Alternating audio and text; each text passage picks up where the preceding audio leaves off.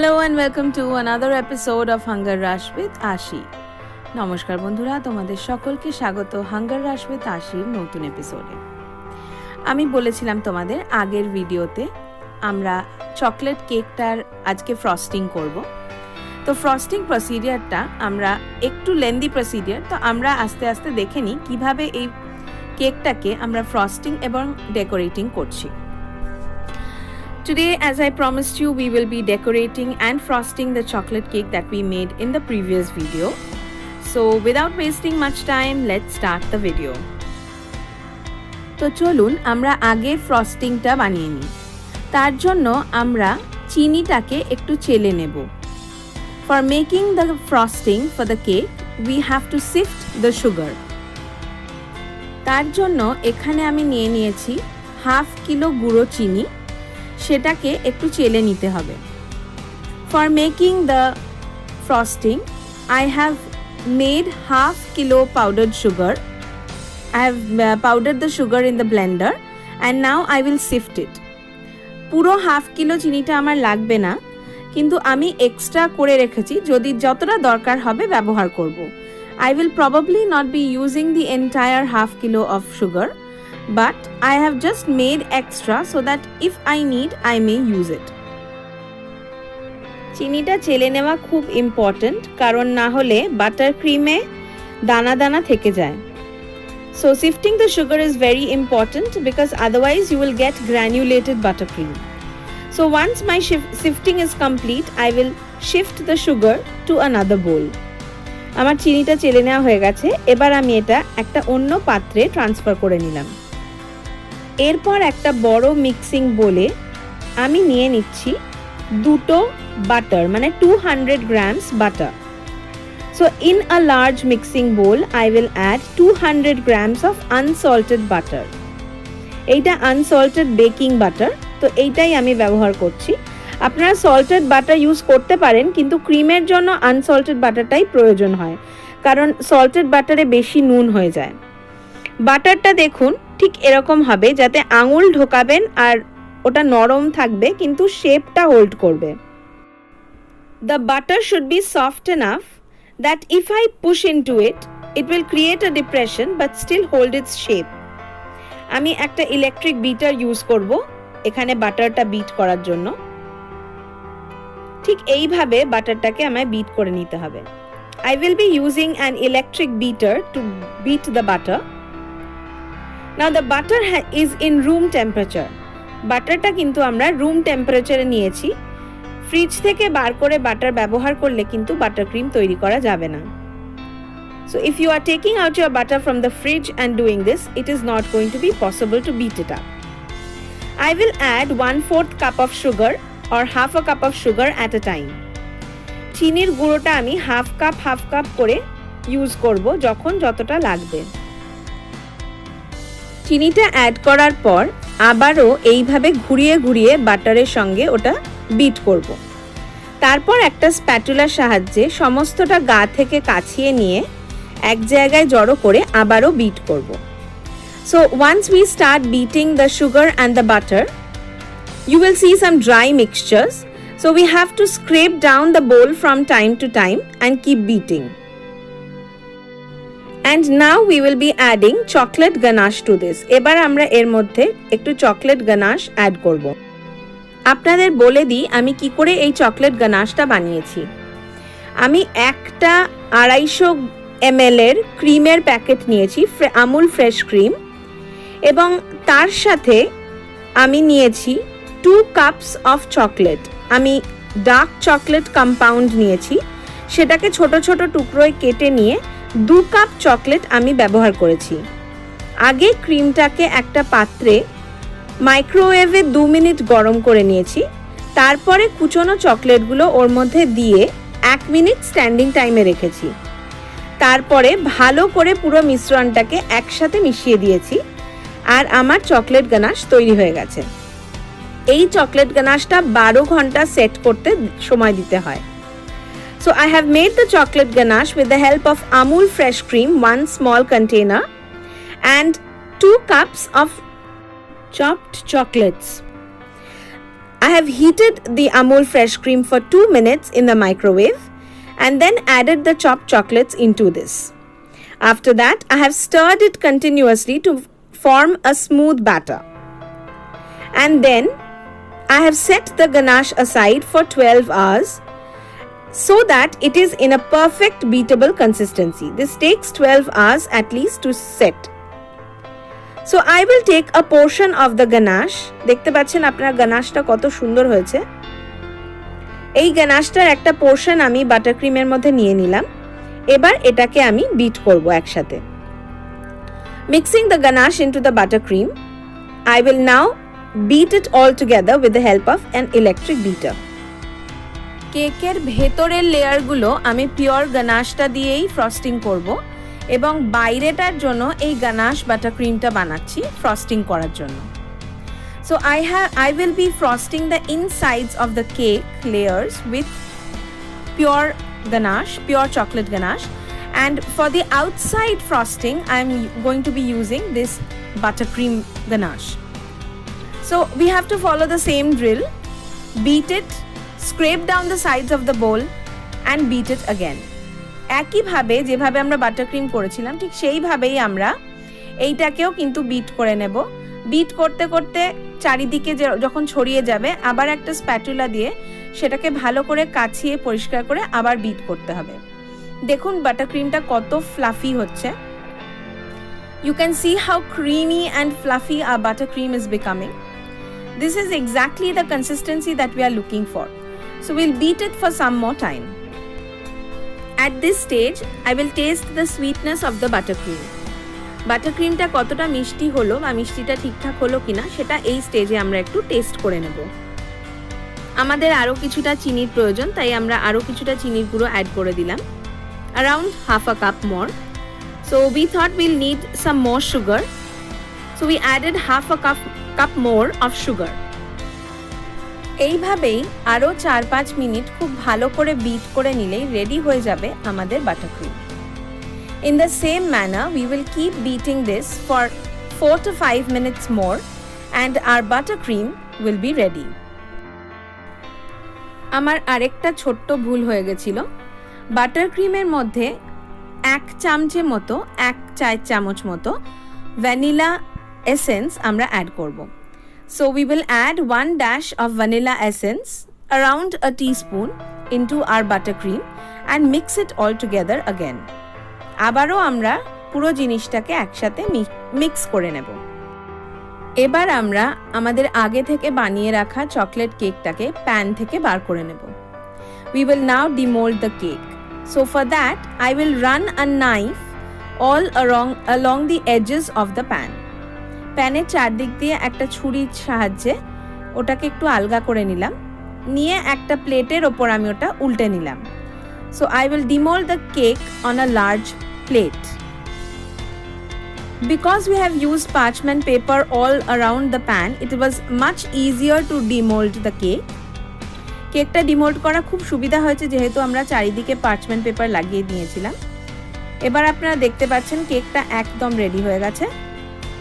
এই যে ছোট ছোট ডটস মতো আপনারা দেখতে পাচ্ছেন এগুলো হলো চকলেট চিপস, যেগুলো একটু গলে গলে গেছে, কিন্তু এটা আমরা কেকটা ঠান্ডা করলে আবার নর্মাল টেক্সচারে ফিরে আসবে। So these are the chocolate chips that you can see in the cake. এবার আমরা কেকটাকে এরকম ভাবে হাত দিয়ে উল্টে নেব। So we'll now turn the cake and place it on the plate. মনে রাখবেন কেক আইসিং করার সময় কেক এবং ফ্রস্টিং দুটোই যেন রুম টেম্পারেচারে থাকে, না হলে কিন্তু ফ্রস্টিং করা খুব সমস্যার কারণ হবে। Remember one thing, do not frost the cake when either the frosting or the cake are warm or cold. So both the cake and the frosting must be at room temperature when you start icing the cake. সবার প্রথমে কেকের ওপরের যে ডোম shape মতো হয়েছে সেটাকে আমরা কেটে বাদ দিয়ে নেব। At first we will cut off the top dome part of the cake. তার জন্য আগে আমরা কেকটাকে একটা কেক বোর্ডের ওপরে শিফট করে নেব। At first we will shift the cake onto a cake board. We will take the help of a serrated knife and cut off the top dome portion of the cake. কেকের ওপরটা যে একটু উঁচু মতো ডোম মতো হয়ে রয়েছে সেটাকে কাটার জন্য একটা সেরেটেড নাইফ এর ব্যবহার আমি করছি। In this kind of a sawing motion will cut through the cake. আমরা কেকের টপ পার্টটা ঠিক এইভাবে কেটে বাদ দিয়ে নেব। এই যে দেখুন আমরা কেকের ওপরটা আলাদা করে নিয়েছি। We have now removed the top of the cake. এবার একটা কেক লেভেলারের সাহায্যে আমরা অ্যাডজাস্ট করে নিয়ে কেক লেভেলারটাকে আমরা মাঝখান দিয়ে কেকের একটা স্লাইস করে নেব, যাতে আমরা কেকটাকে দুটো ভাগে ডিভাইড করে নেব। With the help of a cake leveler, I will divide the cake into 2 layers. Watch carefully how I do that. I will place the leveler like this and cut through the cake in a sawing motion. ঠিক এইভাবে cake লেভেলারটাকে দিয়ে আমি কেকটাকে কেটে নেব দুভাগে। এবার একটা প্যালেট নাইফ আর একটা স্প্যাটুলার সাহায্যে আমি কেকের ওপরের লেয়ারটাকে তুলে নেব। I will remove the top layer of the cake with the help of a palette knife and a spatula. The next step is to simple syrup the cake. আমি একটু সিম্পল সিরাপ দিয়ে কেকটাকে পুরো ভালো করে ভিজিয়ে নেব। সিম্পল সিরাপটা হচ্ছে 1/2 কাপ জলে আমি 1 চায়ের চামচ 1.5 চায়ের চামচ মতো চিনি দিয়ে গরম করে গুলে নিয়েছি। এইটাই হলো সিম্পল সিরাপ। এইটা কেকটাকে সফট রাখতে সাহায্য করে। I have made this simple syrup by taking around 1/2 to 1 cup of water and 1 to 2 teaspoons of sugar in it. And then I've heated it up and melted the sugar. And now I will spread this simple syrup on both my cake layers to keep the cake moist and soft. Once my cake is simple syruped, I'll move it aside and fill my piping bag. এবার আমি আমার piping ব্যাগে ক্রিমটা ভরে নেব। তার জন্য piping ব্যাগটা আমি নিয়ে নিয়েছি। পাইপিং ব্যাগের মাথাটা আমি আগেই কেটে ফেলেছি ভুল করে, এটা পরে কাটলেই বেশি সুবিধা হবে। I have cut off the top portion, the corner portion of the piping bag, the mouth of the bag, but it is preferable to do it afterwards. এবার আমি পাইপিং ব্যাগটা ঠিক একটা গ্লাসের মধ্যে এইভাবে প্লেস করে নেব। I will place my piping bag into a glass like this so that it is easier for me to fill it with buttercream. তারপরে আমি কিছুটা বাটারক্রিম নিয়ে অল্প অল্প করে এই পাইপিং ব্যাগটায় ভরে নেব। একসাথে বেশি ভরবো না, কারণ আমার এখন বেশি প্রয়োজন নেই। I will fill this piping bag with some buttercream. I won't put all the buttercream inside this, but I will put some of the buttercream into this. Now I will take my cake board and apply some buttercream onto the board so as to help the cake stick to the board. এবার আমি cake বোর্ডটা নিয়ে নেব, নিয়ে তার উপরে একটু buttercream লাগিয়ে নেব যাতে কেকটা বোর্ডে আটকে যায়। তারপরে আমি আমার কেকের প্রথম লেয়ারটা রেখে দেব। I will place the first layer of my cake carefully so that all my edges are same, মানে একটু সমানভাবে আমি কেকের ফার্স্ট লেয়ারটা প্লেস করে নিলাম। তারপরে যে পাইপিং ব্যাগে আমি বাটারক্রিম ভরে নিয়েছিলাম সেটা আমি নিয়ে নেব, নিয়ে এই কেকের চারপাশ দিয়ে একটা বাউন্ডারি মতো তৈরি করব। কেকের বাইরে দিয়ে নয়, কেকের লেয়ারের ওপর দিয়ে একটা বাটারক্রিমের বাউন্ডারি মতো তৈরি করব। See how I have taken the piping bag, and now I will create a boundary all around this layer of the cake. This will enable that my ganache does not come out of the cake layer. এই cake লেয়ারের বাউন্ডারিটা আমি একমাত্র এই কারণেই দিচ্ছি যাতে ভেতর থেকে গানাশটা না বেরিয়ে আসে।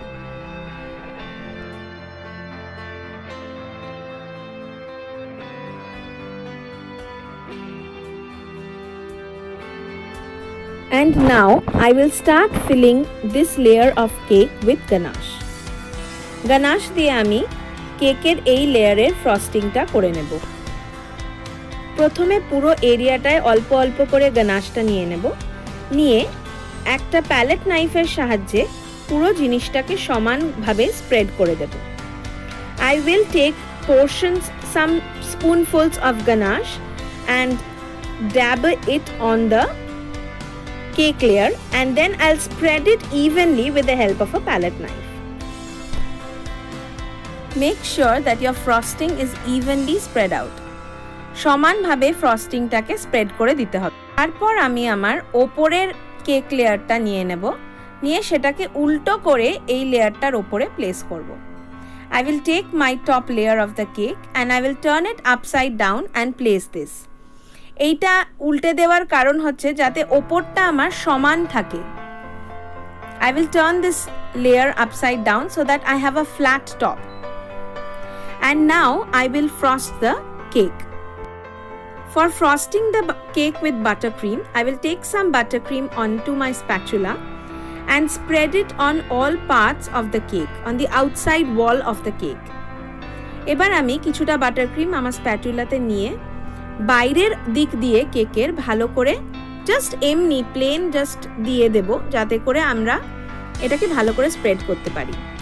তারপরে স্প্যাটুলা দিয়ে আস্তে করে পুরো জিনিসটা কেকের চারিদিক দিয়ে স্প্রেড করে দিতে হবে।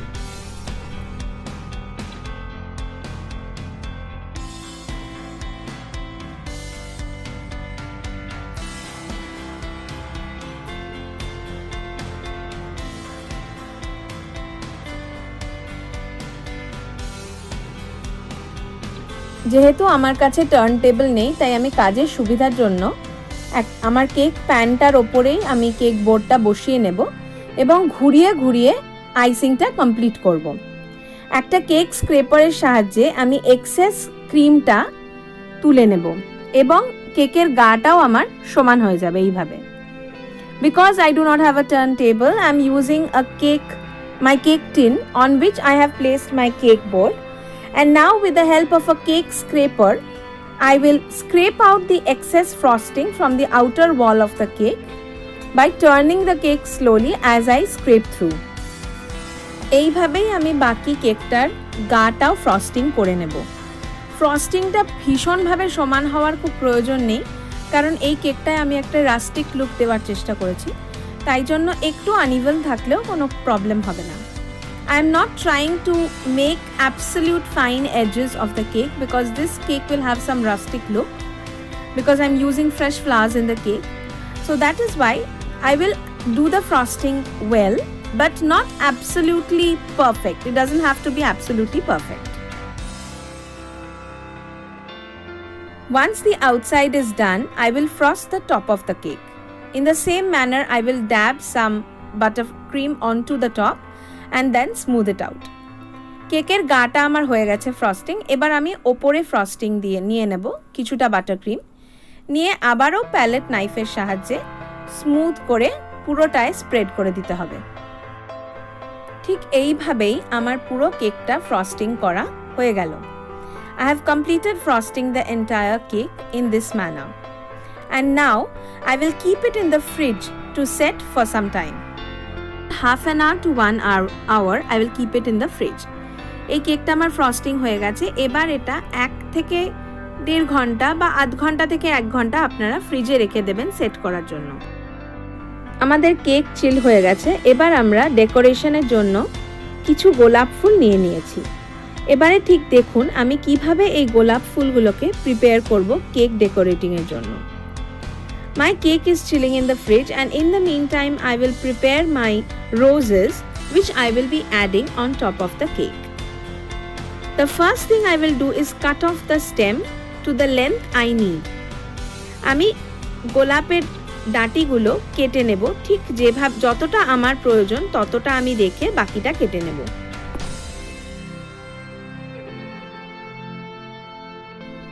তারপরে আমি ফুলগুলোকে খুব ভালো করে ধুয়ে নিলাম, যাতে করে এর ডাঁটি থেকে কোনো রকমের সিক্রিশন না বেরোতে পারে। I will wash the flower very well after cutting off the stem so that no secretions could come out from the stem. This is the last wash for the flowers.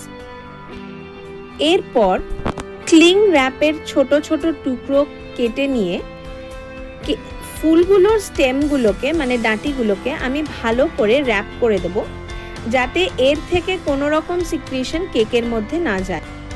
I will now cut out small portions of cling wrap to wrap the stick portion or the stem portion of the flour so that no secretions from the flour could go into the cake.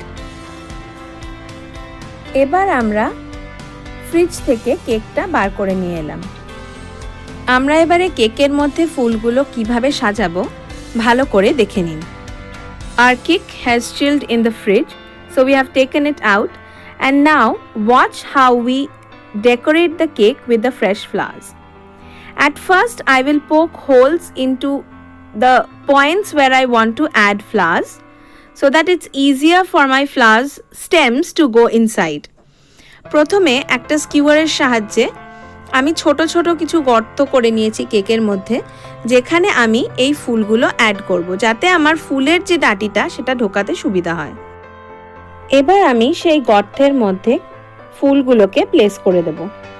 I will now insert my flower stems into those holes that I have poked into the cake. ঠিক এইভাবে গোটা কেকটাকে আমি ফুল দিয়ে সাজিয়ে নেব। In this manner, I will arrange all my fresh flowers into the cake. যান্ত্রিক গোলযোগের জন্য ফল দিয়ে সাজানোর পার্টটা শ্যুট হয়নি ক্যামেরায়, তাই আমি আপনাদের বলে দিই লাল এবং সাদা আঙুর মানে সবুজ আঙুর দিয়ে আমি কেকটা সাজিয়ে নিয়েছি, দেখতেই পাচ্ছেন আপনারা। So because of some fault in my camera, my camera did not shoot the portion where I had decorated the cake with the fruits. So you can see I've used red and green grapes to decorate, and I've used some chocolate Cadbury shots. কিছু chocolate শর্টসও আমি use করেছি decorate করার জন্য। এবার একটা tissue পেপারের সাহায্যে cake বোর্ডের যে বাইরের অংশটা রয়েছে সেই চারিদিকটা কেক বোর্ডটা আমি ভালো করে একটা টিস্যু পেপার দিয়ে পরিষ্কার করে নেব। I will wipe the excess cream from the cake board with the help of a tissue paper so that the cake board looks clean. আর তারপরে আমি ওপর দিয়ে কিছু সিলভার বল স্প্রিঙ্কল করে দেব, and then I will sprinkle the cake with some silver balls. And our cake is ready. And here is our delicious birthday cake ready to be served. আমাদের অসাধারণ birthday cake ready. আমি নিচে দিয়েও একটু ফুল দিয়ে সাজিয়ে দিই। You can see I have decorated the bottom of the cake also with some rose petals. I hope you like this recipe. If you like my recipe, do not forget to hit the like button. Do subscribe if you are new to my channel. Thank you.